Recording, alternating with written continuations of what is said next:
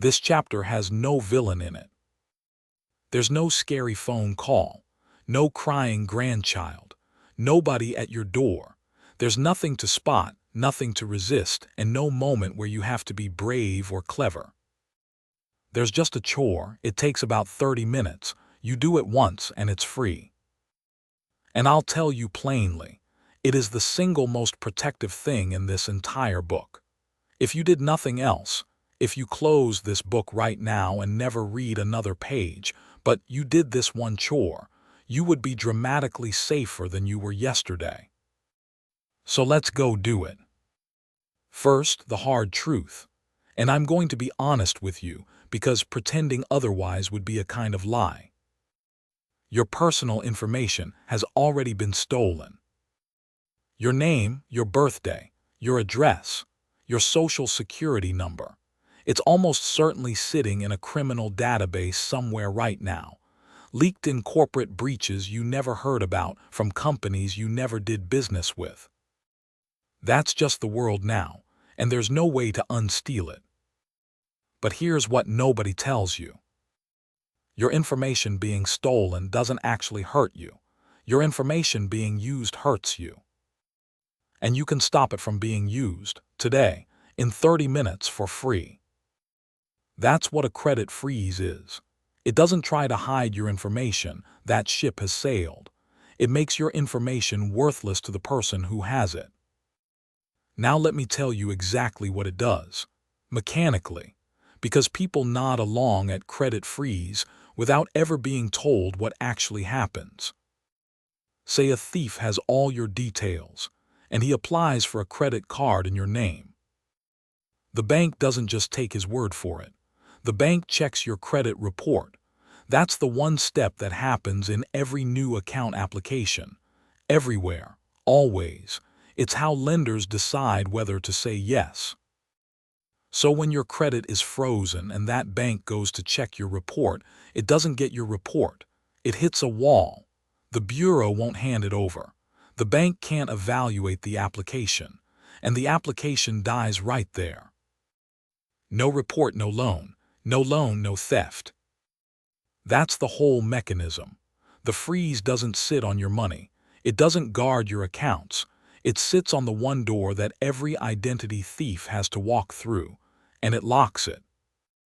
Now here's the part people get wrong, and it matters enormously. You have to freeze all three separately. There are 3 credit bureaus in America, and a lender might check any one of them. A freeze at one does not carry over to the others.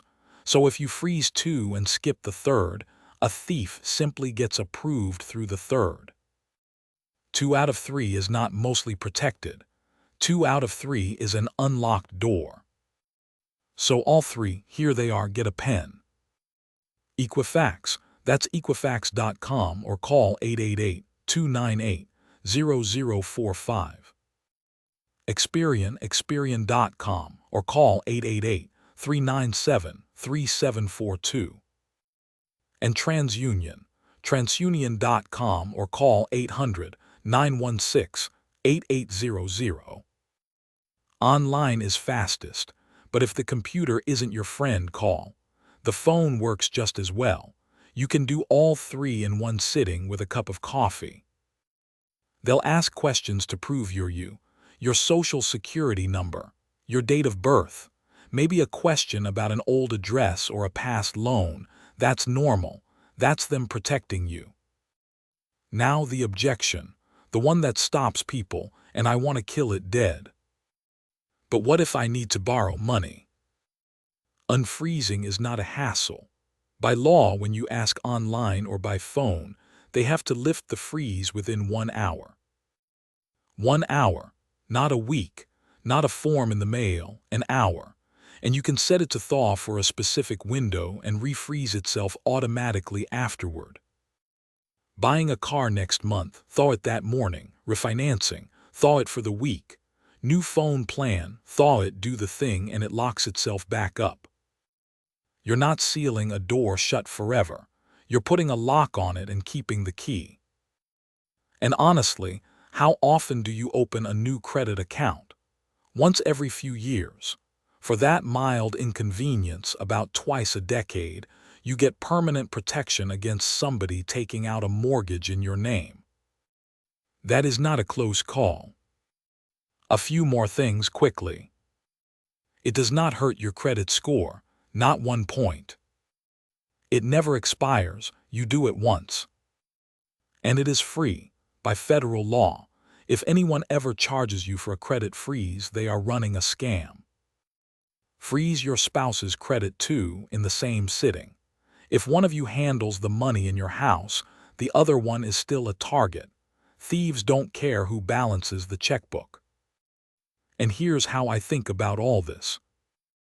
Almost everything else in this book asks you to be alert, to catch something in the moment when you're tired or frightened or rushed.